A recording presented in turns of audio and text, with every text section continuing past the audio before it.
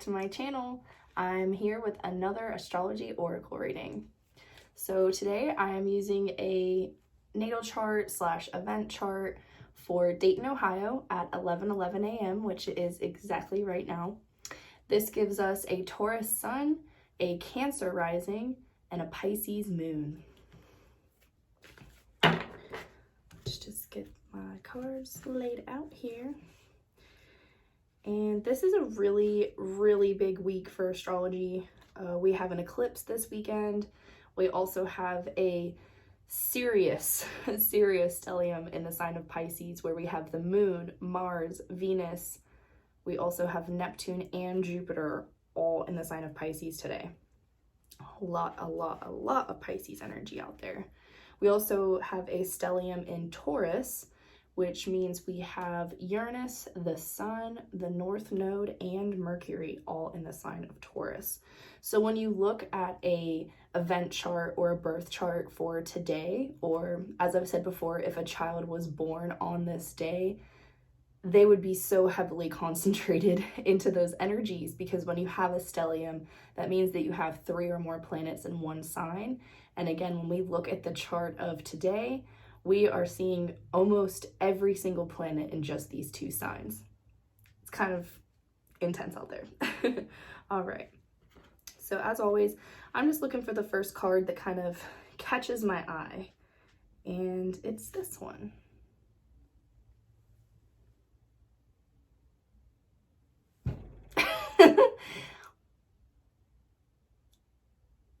I'm kind of speechless that I pulled this card, considering that I just notated we will be having a solar eclipse this weekend. That is the eclipse that is happening this weekend, is a solar eclipse.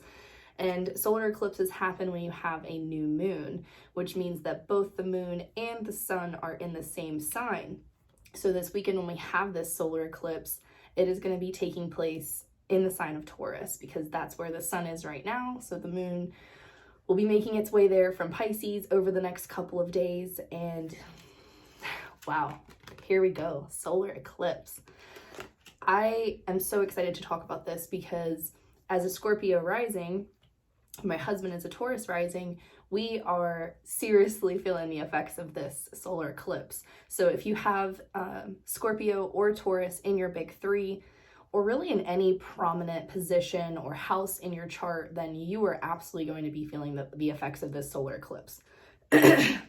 Excuse me. So again, this is taking place on a new moon. So when we think of new moons, we think of like kind of a reset, right? Like the cup has been emptied after the full moon, after all that releasing energy, and we are ready to once again fill those vessels with something that feels like it's going to really work its way through all of the systems, right? Because when we think about lunar cycles, it's kind of a step-by-step methodical, experience, right? Like we can really take a look at every single stage of the lunar cycle, notate what kinds of energies are associated with it, and it makes it really easy for us to kind of work with those cycles. So when we have a new moon, typically this is regarded as an excellent time for manifestation. It's also regarded as a great time to start new projects. But I'm going to kind of put an asterisk on that with this solar eclipse. Solar eclipses, even in ancient times, were considered a really big deal. Actually, in ancient times, they thought solar eclipses were like the end of the world, which of course they didn't have the knowledge or technology that we have now. But a solar eclipse is very kind of ominous feeling. And this solar eclipse will be taking place around 4:30-ish Eastern Standard Time on the 30th. And so when you have an eclipse, right, we have the movement of the moon in front of the sun. And just thinking about what that means sort of from an archetype perspective, that means that our emotions, the moon, our intuitions are kind of covering up our sense of self or our sense of identity, which is what we kind of look to the sun for. So in layman's terms, your emotions may really be getting the best of you, honestly. Or people in your life. People may be acting out in ways that don't feel like who you know them to be, or something of that nature.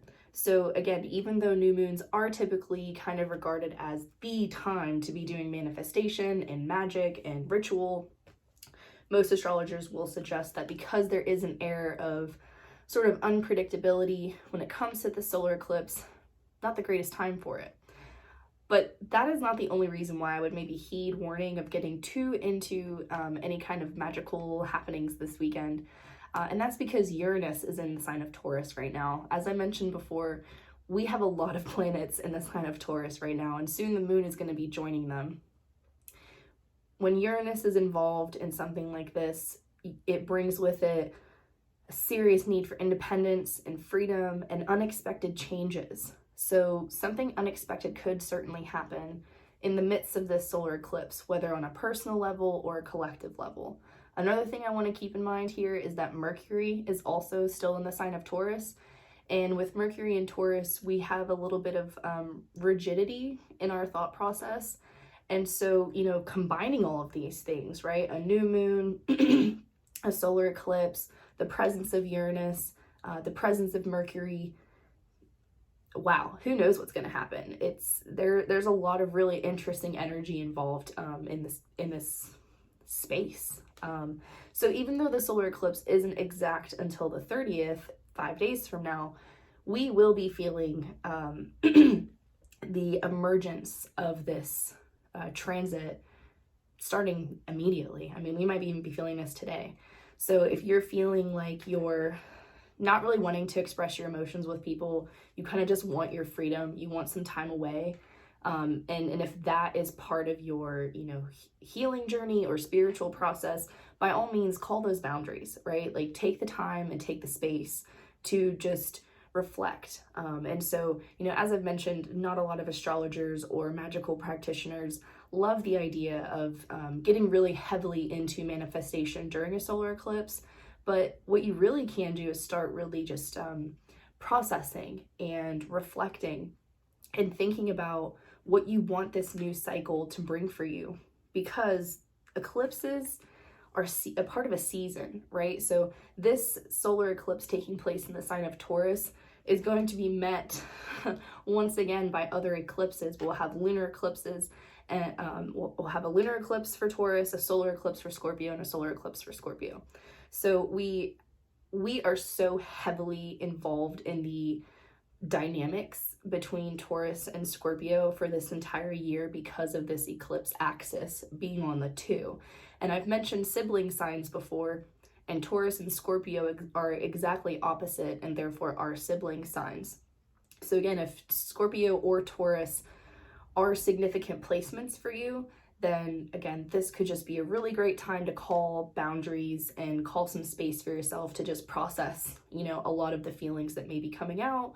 Or, because Uranus is associated with genius and innovation, something really profound could make its way to you. And if you're distracted by other people's emotions and baggage, you may not be able to receive that gift.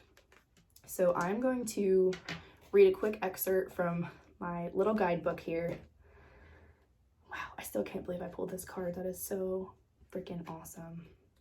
It really, to me, the reason that I get so excited about that is because it feels to me like I am connecting with the energy that I should be connecting with, right? Like there's so many, there's a whole book right here, right? Like there's so many different pages in here with so much good information about every sign, every planet, every aspect that can happen. And, to me, just to be able to pull a card like this, I feel like I'm channeling in the right place. So I'm really excited to see this. I can't really overstate that. All right, so here we are, solar eclipse. The mantra for the solar eclipse is a revolution. Damn it if we don't need one of those. This card spells out change. Eclipses, both solar and lunar, are the earliest forecasting tools in astrology. Through these dramatic sky events, the ancients understood major transformations were about to happen. And since the eclipses looked so dramatic, people often feared them. Side note, don't fear change. Change is not all bad. The solar eclipse occurs during the new moon when the sun and moon are conjunct. For a brief time, the moon obscures the sun, blocking it from view.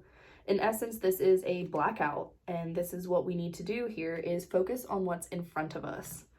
So again, if you are distracted by other people and what they're going through, good time to just say, let me just focus on myself, or at least one person at a time, right? Sometimes we can't completely isolate, if not just physically, but like socially and emotionally. So if you can just really tune into like one thing at a time, probably the best way to not get too ahead of yourself in this energy. When a solar eclipse turns up in a reading, you can expect swift changes at the end of one chapter and starting of a new one. You may felt something eventually would happen, not paying too much attention to the situation, and all of a sudden you'll be presented with a jolt and shock, and suddenly you realize how much has changed. This upheaval takes away what's familiar and safe, but it's so you can embark in new territories and venture in strange new terrains. Although a lot of these events seem negative at first, these things could be losing a job, a divorce, ending a relationship, ending a friendship, saying goodbye to a hobby, closing a chapter in your life of some sort that was meaningful to you. It does make way for things that are more aligned with where you're going in life.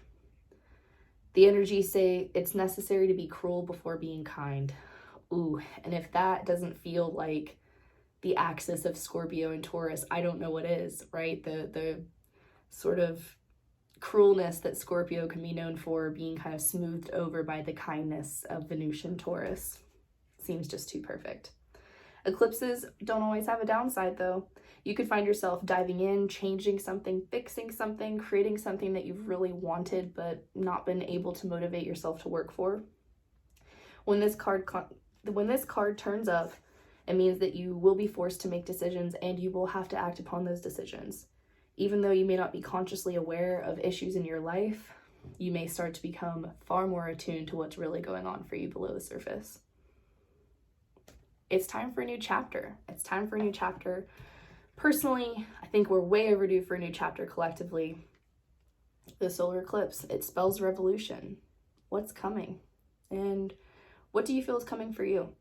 For me personally, as I mentioned, I am a Scorpio rising, which means that Scorpio rules majority of my 12th house because I use a Placidus house system and not whole sign houses, and therefore Taurus is my 6th house. So I'm dealing with 12th house and 6th house matters. Very, very intense.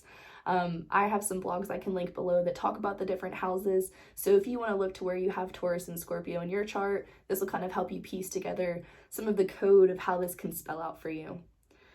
So yeah, it is a big week. Ooh, my friends, solar eclipse. And again, we are riding that Taurus Scorpio axis the entire year. And I'm really excited for what this could bring forth into my life, into my husband's life, into the people's lives I know who also have prominent Scorpio and Taurus placements.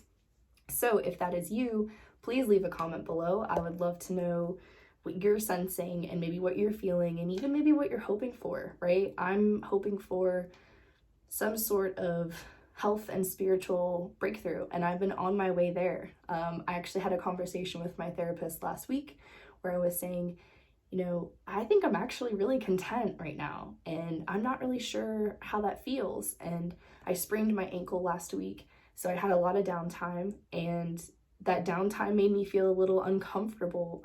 As a mom and an entrepreneur, I'm always on the go in some capacity, and just to kind of be forced to slow down and just see what was going on in front of me, right? Very much the same kind of vibe as this reading.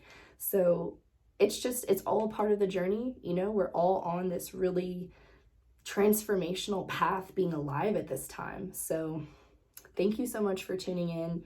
Again, please share some insights of what you think this reading and this upcoming solar eclipse might bring for you.